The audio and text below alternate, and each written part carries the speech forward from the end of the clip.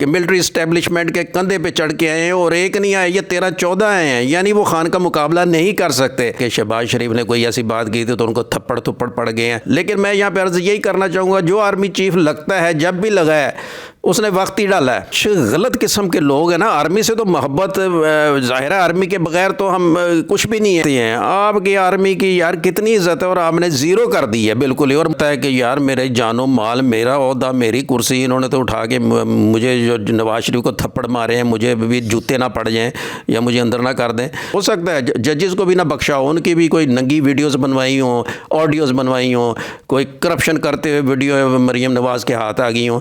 Internationally ये चोर साबित हो गए हैं और बातें क्या रह गई यहाँ पे आके। तो बाजवा साहब ने वो आईनी तरामीम उसमें करवा के हमारे नैब ऑर्डिनेंस में इन सबको अरबों खरबों के इनके केस माफ़ कर दिए हैं। जी नाज़रीन, इमरान खान साहब ने 26 तारीख की जो है वो कॉल दे दी है और पूरे पाकिस्तान से बड़ी तादाद के अंदर लोग जो है इस्लामाबाद की तरफ सफ़र करेंगे और पहले पिंडी के अंदर पड़ाव होगा और फिर कप्तान की गाइडेंस के अंदर ये तमाम मामलात आगे चलेंगे। लेकिन कुछ लोग जो है ये एक्सेप्ट करके बैठे थे और पिछले कई दिनों से ये वावेला मचाया जा रहा था कि कप्तान जो है अपनी मर्जी का आर्मी चीफ तैनात करना चाहते हैं, इसीलिए लॉन्ग मार्च लेकर निकले हैं। इरफान साहब हमारे साथ मौजूद हैं, सीनियर जर्नलिस्ट हैं। सर मुझे बताइएगा, क्या वाकई कप्तान आर्मी चीफ के लिए निकले थे? कप्तान का तो मसला आर्मी चीफ का ऐसा नहीं था, वो तो एक्चुअली बात वही कर रहे थे कि इलेक्शंस होने चाहिए, क्योंकि जो रजीम चेंज की गई है उसके बारे में तो मज़ीद कोई बात करने की ज़रूरत ही नहीं है, क्योंकि वो बिल्कुल लिखी पड़ी चीज़ है कि बाजवा साहब और उनके रुफ़काकार जो आर्मी के अंदर थे, उन्होंने अमेरिका की आशीर्वाद से ये सब कुछ किया है। और ख़ान साहब उस वक्त अमेरिका की गुड बुक्स में नहीं रहे थे, तो उन्होंने कहा इसको चेंज करो भाई, तो वो चेंज उन्होंने कर दिया। तो ख़ान साहब तो इलेक्शन मांग रहे थे और ये इलेक्शन जो ज़िमनी हुआ है इसके अंदर इनको जो 13-14 पार्टी है उन्होंने अपना ज़ोर लगाया, तो अकेले बंदे ने उन्हें पछाड़ा, तो उनको समझ आ गई कि भाई इलेक्शन नहीं अब देना। आप तो कह रहे हैं कि जनरल इलेक्शन की बात कर रहे हैं कप्तान, लेकिन वीडियो वाली सरकार मरीम नवाज साहिबा वो कहती हैं कि ये आर्मी चीफ के ख्वाब लेकर निकले हैं। नहीं, वो तो अभी भी देख लें कि आर्मी का जो नया चीफ लगाना है उसके सिलसिले में नून लीग का मसला बना है बाजवा साहब के साथ, या पीपल्स पार्टी अपना लगवाना चाह रही है। और अभी जो न्यूज़ निकली है कि शहबाज शरीफ ने कोई ऐसी बात की थी तो उनको थप्पड़ थप्पड़ पड़ गए हैं। ठुड्डे भी शायद पड़े होंगे, लेकिन वो उन्होंने सेंसर कर दिया, तो थप्पड़ तक उनको पड़ चुके हैं। और बहरहाल बीइंग अ प्राइम मिनिस्टर जैसे भी आए, ये जालसाजी से आए, लेकिन उनको थप्पड़ नहीं मारने चाहिए थे। कम से कम ये इस्तेहकाक तो उनका उन तक रहने देंगे। एक भाई को जूते पड़ते हैं, दूसरे को थप्पड़ो थप्पड़ी कर दिया जाता है। वो बस वही है, हाथों और घूंसों और पाँव से इनकी सही मालिश होती है।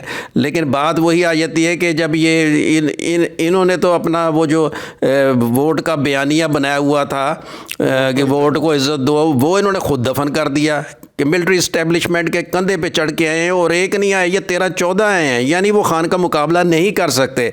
और अब इन इलेक्शन में इनको मौत नज़र आ रही है।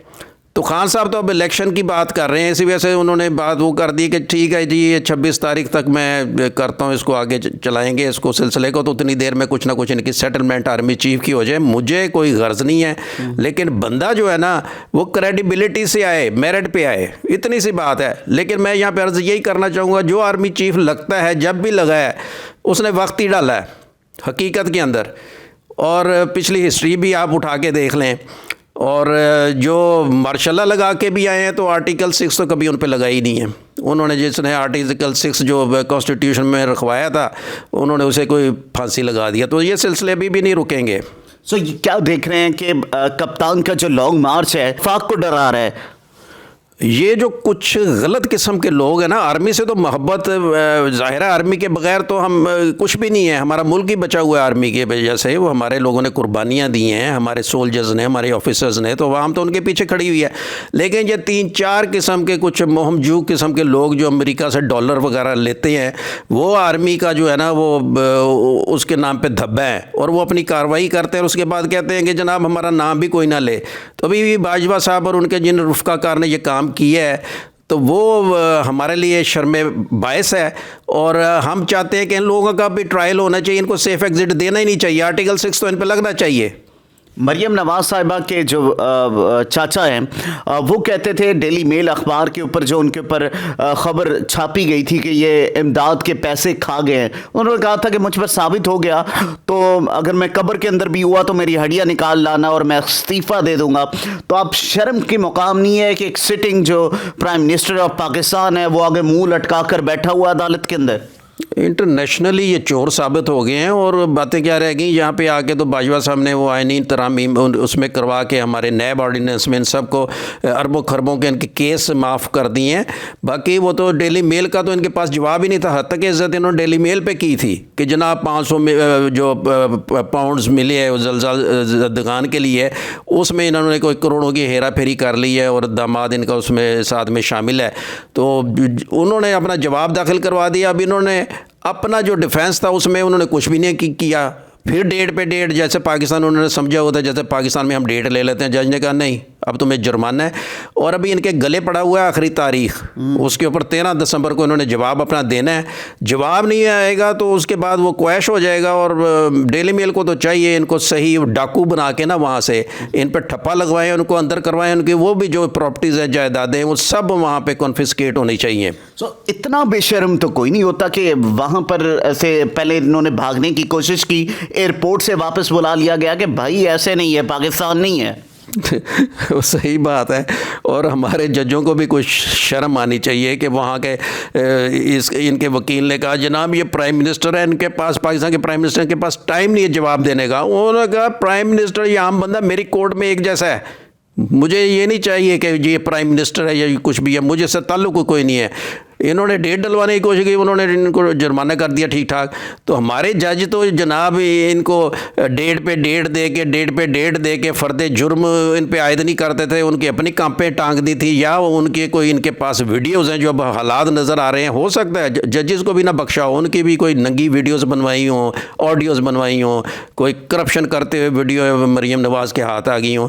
क्योंकि कानून जो है वो कानूनी होना चाहिए, रूल ऑफ लॉ, वो यहाँ पर हमें नज़र नहीं आ रहा। इमरान खान की FIR कैसे कटी है सुप्रीम कोर्ट के हुक्म के मुताबिक, क्या उसके अंदर भी नहीं इन्होंने वायलेशन की? तो शर्म आनी चाहिए सुप्रीम कोर्ट के जो हमारे पंजाब के अंदर तो हुकूमत पाकिस्तान तहरीक इंसाफ की है, तो फिर पंजाब हुकूमत को कौन प्रेशराइज कर रहा है FIR ना काटने पे? वो बड़ा घारी कर रहा है और कहाँ से होना है। वरना तो वो ये सुना यही है कि परवेज़ इलाही साहब ने भी और मुन्नस इलाही साहब ने भी इमरान खान साहब को जाके सही सूरत हाल बता दी है कि जनाब उधर से प्रेशर इतना है। तो हर कोई अपनी डरता है कि यार मेरे जानो माल, मेरा ओहदा, मेरी कुर्सी, इन्होंने तो उठा के मुझे जो नवाज शरीफ को थप्पड़ मारे हैं, मुझे भी जूते ना पड़ जाएं या मुझे अंदर ना कर दें। तो यानी ये दहशतगर्दी वाली बातें हैं। आपकी आर्मी की यार कितनी इज्जत है और आपने ज़ीरो कर दी है बिल्कुल ही, और मुल्क तो को डिफ़ॉल्ट की तरफ चला गया है। 80% आप समझ लें कि पाकिस्तान डिफ़ॉल्ट कर चुका है। ये बाजवा साहब की करामात हुई है कि जिन चोरों लुटेरों को ये लेके आए NRO2 को शर्म है कि नहीं? आप यहाँ से चले जाएंगे जी हमारी प्रॉपर्टीज़ बाहर हैं, आपका यही कियानी ने किया है, यही मुशर्रफ ने किया है, इन लोगों का काम ही यही है। और मुशर्रफ के ऊपर भी आर्टिकल 6 लगना चाहिए था। नवाज शरीफ ने बड़ी कोशिश की है। नवाज शरीफ चाहे कितना भी गलत था लेकिन एक जुर्म उसने किया था, उसने इसका टॉपल डाउन किया और आर्टिकल 6 लगना चाहिए था। लेकिन वो देख लें आज बाहर जाके बैठा हुआ, लेकिन वो भी ज़िंदगी और मौत की कशमकश का शिकार हुआ है मुशर्रफ। आप न जिंदों में न मरों में है। जो उसकी जिस्मानी हालत है उसका तो इलाज ही कोई नहीं है।